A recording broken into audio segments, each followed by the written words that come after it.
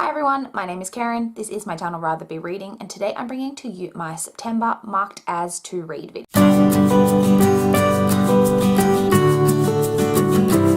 My marked as to read video series is a series of videos where I just talk about all of the books that I marked as to read on Goodreads in the past month, about where I heard about them, why I'm excited about them, and let's jump straight in. I did mark 12 books in the month of September, so let's talk about all of them. The first book I want to talk about is The Liar's Girl by Catherine Howard. This is a book that I heard about. There was an article that I saw that was all about books that the person who wrote the article wanted to be made into movies. Like it was like a desired book to movie adaptations. And this one was one on the list that I hadn't heard of, and it's a thriller. It's a thriller set in Ireland, and it is about a woman who, I think when she was in college, it was discovered that her boyfriend was a serial killer. And it is about 10 years later, and a girl's body turns up in the canal, which I think is in a very similar manner to how her boyfriend used to murder people. And the police want to talk to her boyfriend in jail to like get help from him about whether it's like a copycat, that type of thing. And they want to talk to him, but he will only talk to his ex-girlfriend. To sound like a very intriguing premise. I'm always interested in thrillers. I also really like this one set in Ireland, so very excited to eventually get to that one. Who knows when. The second book that I marked as to read in September was Tangerine by Catherine Mangan. Now this is a book that I've heard about a bunch on BookTube. It's got a bit of hype. I think maybe it was nominated for one of the literary awards, but I'm not too sure. The person who most intrigued me to mark it as to read was actually Krista from over at Books and Jams. When she talked about the book after she read it, she compared it to Rebecca by Daphne du Maurier. If you don't know me, Rebecca by Daphne du Maurier is one of my favorite books of all time. I adore that novel. So anything that's compared to that has similar vibe, I definitely want to check out. This one is another thriller-ish. It's more like a literary thriller, I believe. It's basically about a woman and her husband who go on holidays, and when they're away on holiday, they come across her, like one of her friends from like her childhood or when she was a teenager, whatever, and then eventually her husband goes missing, and it's all just kind of about the mystery of that. It sounds like it's going to have some very interesting friendship theme stuff in there as well, which I always love in books as well, because I do love friendship themes, one of my favorite things. So again, just one that sounds pretty intriguing. I was kind of intrigued about it already, but as soon as it was compared to Rebecca, I was definitely interested. The next book I marked as to read was actually The Color Purple by Alice Walker. This is one that was just me rectifying that I realized I'd never marked it as to read. I have never read this book. I saw the movie many years ago. I really liked the movie, and it's a book that I've always meant to eventually read, and I came across it on Goodreads in the past month and realized that it wasn't on my want to read shelf. So I just decided to rectify that situation. This book is about a black girl living in the South in, I'm not sure what time period, it's historical fiction. I think it might be in like the 40s or 50s, maybe a bit earlier, I'm not sure. And she is from a very, very tough upbringing, and she gets married to this man, and it's just basically about her life. It's got a lot to do with her relationship with her sibling. It does also have some LGBT themes, which from what I understand are much more prevalent in the book than what it was portrayed in the movie. So I'm very interested to see that. And it's just a book that I've always meant to read, so I finally marked it as to read.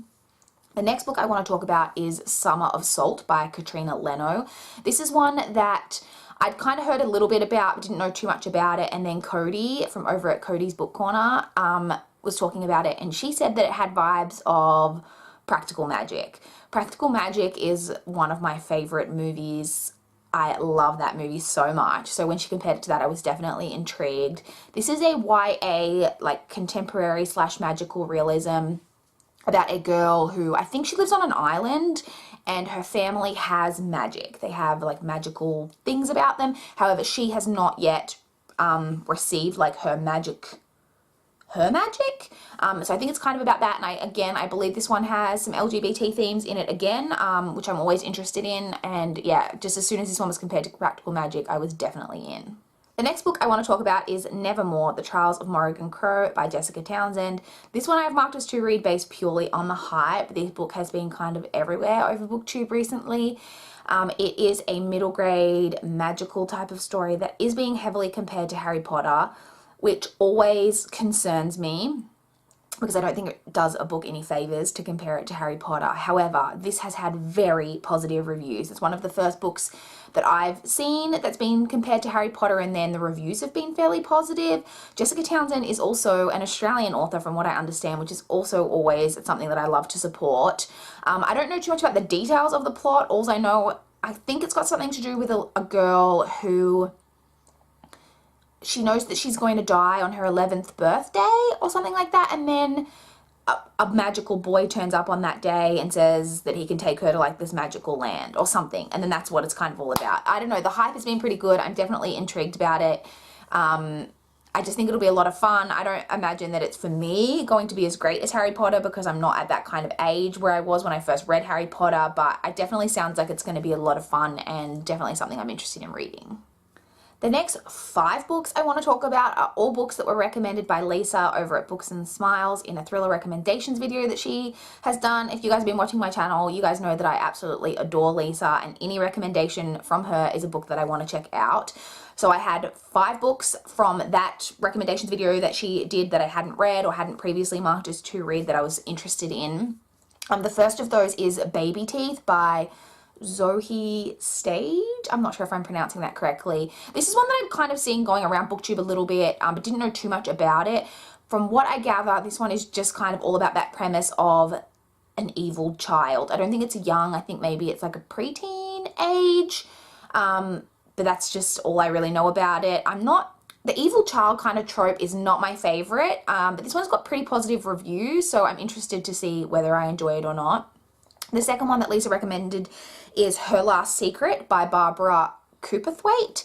And this one is a thriller that's just all about one of those seemingly perfect families that everyone seems like everyone thinks it's like a family that, you know, seems to have it all and they've got it all together and they're the perfect family. But underneath the surface, everything is not as it seems. Very tropey. You guys know I love a good thriller trope. The next one I have is The Exes Revenge by Jo Jakeman. This one is about 3 women who all want to get revenge on the same man. I believe 2 of them are ex-wives or ex-girlfriends, and then there's also his current girlfriend, and they all kind of band together to get revenge against this man. Very interesting. The next one I also have is, what was that one called? 3 Days Missing by Kimberly Bell. This one is a thriller that's all about, I think it's a mother, and she gets a call. Her son has been away on a school trip, and she gets a call to say that her son has gone missing on the school trip. And it's all just kind of about that. Again, any thriller that Lisa recommends, I want to read. And the final one that Lisa recommended is Jane Doe by Victoria Helen Stone. This one is a thriller, and this one has a very kind of intriguing plot to me. It seems to be all about a woman who a man kind of targets as he thinks that she's very meek and that he's going to be able to like kind of have power over her in a relationship. However, she's not as meek and mild as what she seems. That's basically what I gather from the premise. It just sounds very, very interesting and like not necessarily your typical kind of thrillery trope, but I don't mind that because I love thrillery tropes and I love original ideas in thrillers. I just love thrillers, everybody, and I really want to check this one out. The next book that I marked as to read was Sadie by Courtney Summers. I'm sure you guys have all heard about this one. It has been all over BookTube. This one has got so much hype. I'd heard about it like quite a while ago and didn't know too much about it. Wasn't sure whether it was something that I was going to be interested in. I was kind of piqued, but like my interest was piqued. But there's some books that my interest is piqued and then I like to kind of wait and see reviews of it once that it comes out. The reviews of this one have been amazing. Everyone is loving it. This is a YA thriller that is about a woman who, her younger sister was murdered and it's unsolved. And then this girl goes missing in some way, like she goes on the run or something. I'm not really exactly clear on the details. And there is a man who is doing a podcast about her trying to track her down, and then also through trying to track the sister down, trying to solve the case of the younger sister whose murder was never solved. It just sounds very, very intriguing, and like I said, the reviews have just been amazing, and I definitely want to check this one out. I've heard that the audiobook is amazing, so if my library gets this audiobook, I will be jumping on that so quickly. And the final book that I marked as to read in the month of September was The Witch of Willow Hall by Hester Fox. This is one that Mel recommended to me on Goodreads. I think she recommended it to me quite a while ago, but for somehow I missed it. And then when I just happened to be on Goodreads and I was looking at the recommendation section, I saw it there. This is I think it's YA, and it's historical fiction. It's set in 1820s, like about 200 years post the Salem witch trials, and there is one remaining witch in Salem, but she doesn't know it. That's all I really know about it. I'm very intrigued. You guys know I love witches. I quite enjoy historical, especially things that are kind of connected to Salem. It's always an interesting theme. Love me some witches. Just very much looking forward to this. Definitely. I think Mel just literally recommended it to me. I don't think she's read it, but I think she was just like, it sounds like something you would enjoy. She's correct. It does sound like something I would enjoy. So those are all of the books that I marked as to read on Goodreads in the month of September. I would love to chat with you guys in the comments down below if you've read any of the books that I'd marked as to read, if you've got any thoughts on them, or any books that you guys have been inspired to mark as to read recently that you've been getting really excited about. You guys know I freaking love me some recommendations, so I would love to chat in the comments down below. Please like this video if you liked it. Please subscribe if you want to see more from my channel. That is all I have for this video today. Bye guys!